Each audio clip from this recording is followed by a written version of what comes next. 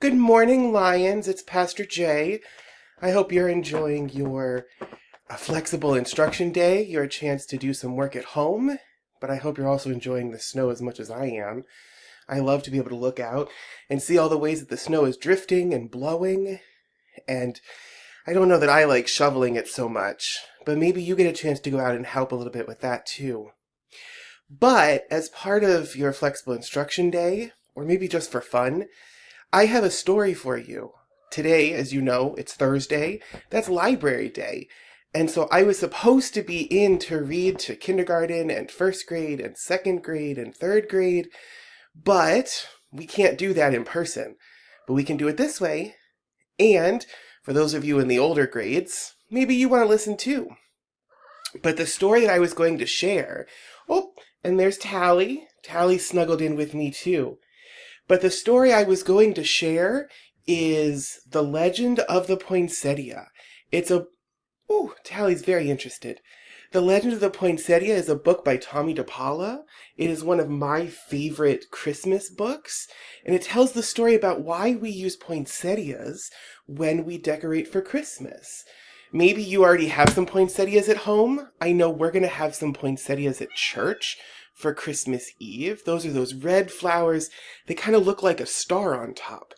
But I thought that I would share this story with you now, even though we're not together, because that way we can at least hear the story together and maybe have some fun. So I hope you, like I and Tali, are hunkered down somewhere safe and warm, and that you're enjoying your day, all right? And we'll see if Tali will sit and listen, or if she's going to be as vocal as I am. The Legend of the Poinsettia by Tomie dePaola.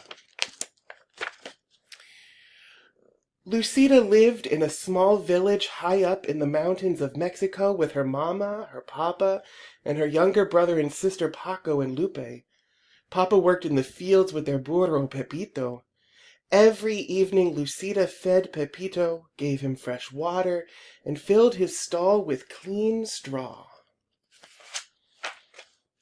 Oh, Tali's going to help turn the pages.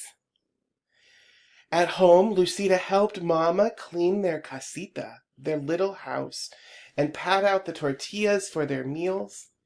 She took care of Paco and Lupe, and each evening they went to the shrine of the Virgin of Guadalupe near the front gate to see if fresh candles were needed.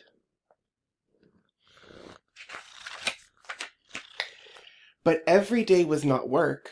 On Sundays, the family went to San Gabriel in the square where Padre Alvarez said the Mass.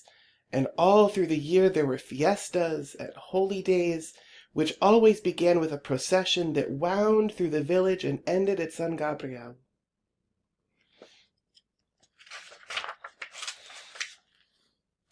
One day, close to Christmas, La Navidad, Padre Alvarez came to their casita.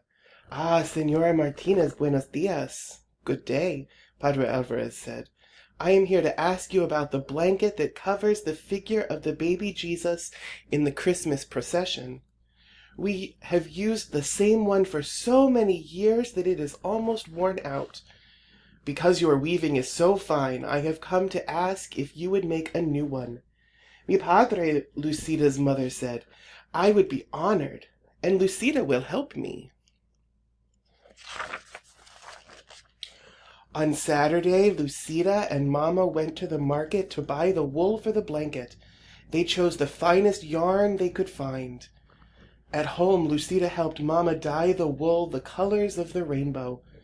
"Those colors will shine throughout the church," Papa said, as he watched Lucida and Mama string the yarn on the loom. Ooh, Tali's very interested. As Christmas drew closer, everyone in the village was busy. All the mamas were making gifts to place at the manger of the baby Jesus in the church. The papas worked together putting up the manger scene in San Gabriel. Lucida and the other children went to the church for singing practice for the Christmas Eve procession, when everyone would walk to San Gabriel singing and carrying candles. Once inside, Padre Alvarez would lay the figure of the baby Jesus in the manger, and the villagers would go up and place their gifts around it. Our gift will be the blanket for the baby Jesus, Lucida told her friends. I am helping Mama weave it. One afternoon, a few days before Christmas Eve, Lucida and the children were singing in the church when Senora Gomez came hurrying in. Lucida, you must come home. Your mama is sick and your papa has taken her down to the town to see the doctor. You must take care of your brother and sister until your papa returns tonight. Lucida was frightened. Mama had never been sick before. When she got home, Paco and Lupe were crying. They were frightened. Lucida tried to comfort them. She made some food and sat down to wait for Papa. That evening, Papa came in looking tired and worried. He drew Lucida close and said, Lucida, mi niña, your mama is ill. Your aunt, Tia Carmen, will take care of Mama until she is well. But I must go back and stay with Mama until I can bring her home. But it won't be until after Christmas. Senora Gomez will take care of you and Paco and Lupe while I am gone. She will come for you tomorrow.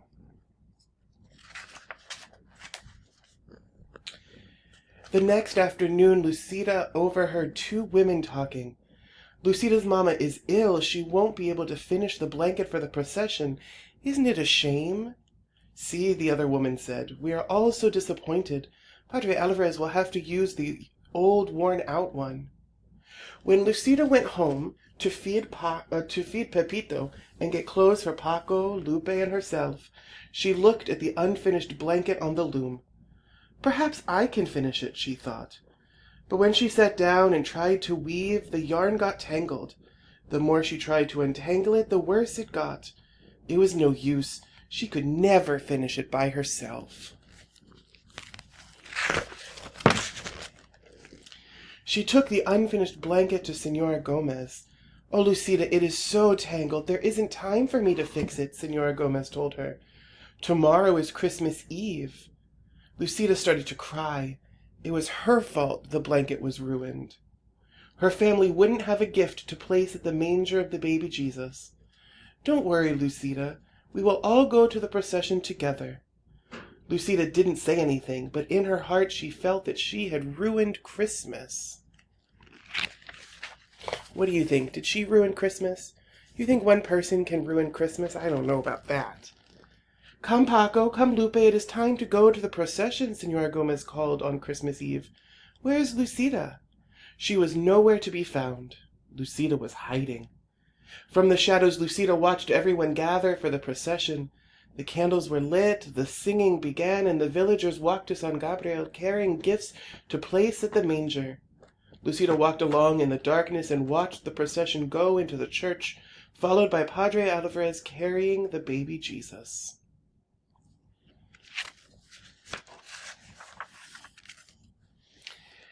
Little girl, are you Lucida? An old woman stood in the shadows nearby.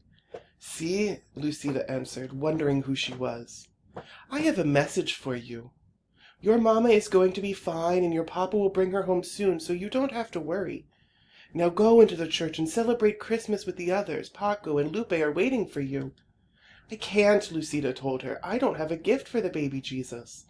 Mama and I were weaving a beautiful blanket, but I couldn't finish it. I tried, but I only tangled it all up.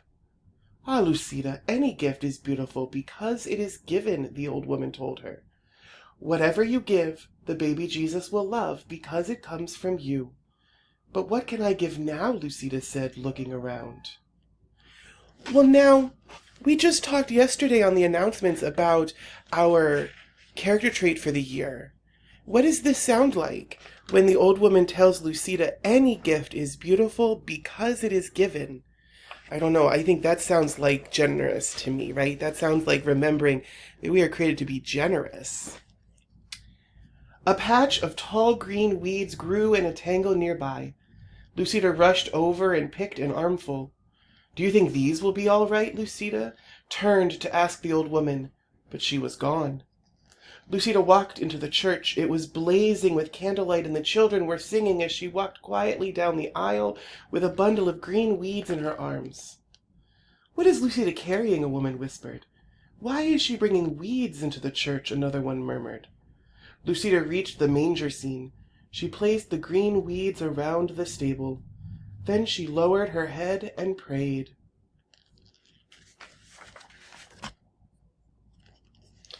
A hush fell over the church. Voices began to whisper, "Look, look at the weeds."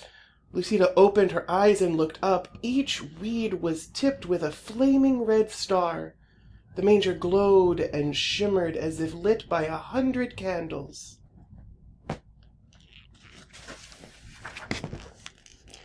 When everyone went outside after the Mass, all the clumps of tall green weeds throughout the town were shining with red stars. Lucida's simple gift had indeed become beautiful. And every Christmas to this day, the red stars shine on top of green branches in Mexico. The people call the plants La Flor de Nochebuena, the flower of the Holy Night.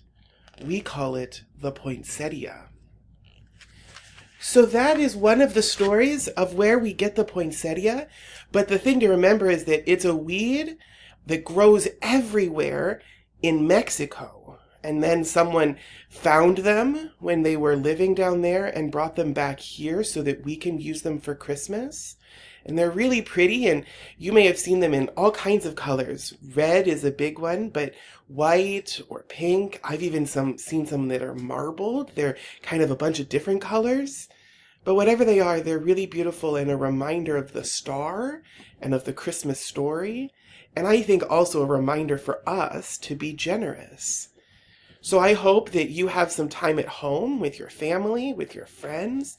I hope you are working on your homework like you're supposed to, but I also hope that you have time to play in the snow. And maybe, like me, I'm going to spend some time baking some Christmas cookies and getting decorated for Christmas, and I might even have a poinsettia that I'm going to put out. But I'll see you soon, and I hope you're well. Bye!